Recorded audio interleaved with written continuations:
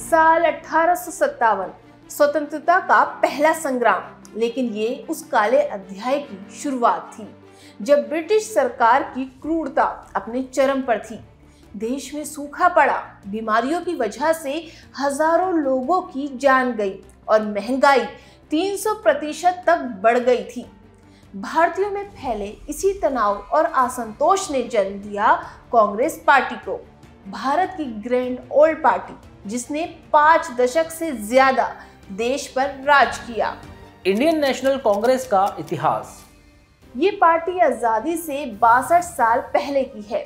जगह थी बंबई का गोकुलदास संस्कृत कॉलेज, जहां 28 दिसंबर 1885 में महात्मा गांधी, दादा भाई नौरोजी, गोपाल कृष्ण गोखले, सरदार वल्लभ भाई पटेल और जवाहरलाल नेहरू जैसे 72 लीडर इकट्ठे हुए और यही राजनीतिक एकता एक संगठन में बदल गई जिसका नाम था इंडियन नेशनल कांग्रेस।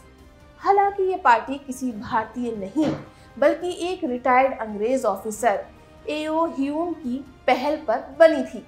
उस वक्त कांग्रेस सिर्फ एक पार्टी नहीं बल्कि लोगों की उम्मीद थी। इस पार्टी को बनाने का मकसद भारत में एक पैन इंडिया संगठन बनाना था जिसमें सभी तबके के लोग शामिल होंगे और वो ब्रिटिश सरकार पर भारतीयों के हित में काम करने के लिए दबाव बनाएंगे। डिफरेंट बैकग्राउंड के लोगों की वजह से इस पार्टी में डाइवर्सिटी तो थी, लेकिन ज्यादातर नेताओं की आइडियोलॉजी में मतभेद हो गए। नतीजा क्या हुआ? 1907 तक आते आते ये पार्टी नरम और गरम दल में बढ़ गई। हालांकि जब गांधी जी भारत लौटे तो 1915 में दोनों दल एक साथ आ जाते हैं और लड़ते हैं आजादी की जंग। स्वतंत्र भारत में जब पहली बार 1951 से 1952 में आम चुनाव हुए तो कांग्रेस इकलौती पार्टी नहीं थी।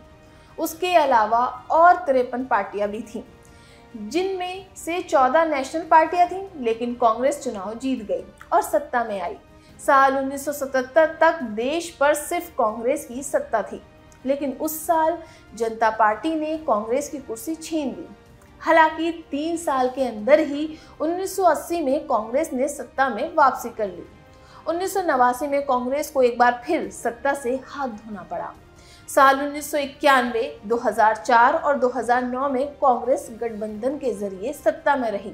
कुल मिलाकर आजादी से लेकर अब तक जितने आम चुनाव हुए हैं उनमें से कांग्रेस ने 6 में पूर्ण बहुमत जीता है और 4 में सत्तारूढ़ गठबंधन का नेतृत्व किया है।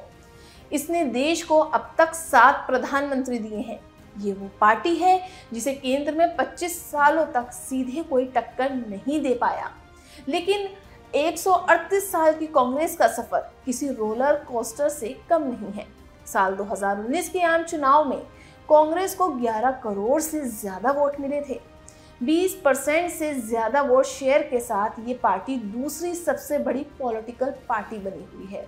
आज 3 राज्यों छत्तीसगढ़, राजस्थान और हिमाचल में इसकी सरकार है। हालांकि 2 अन्य राज्यों में इसने गठबंधन की सरकार बनाई है। राज्यसभा में इसके 31 और लोकसभा में 51 सांसद हैं। कांग्रेस की विचारधारा और मूल्य।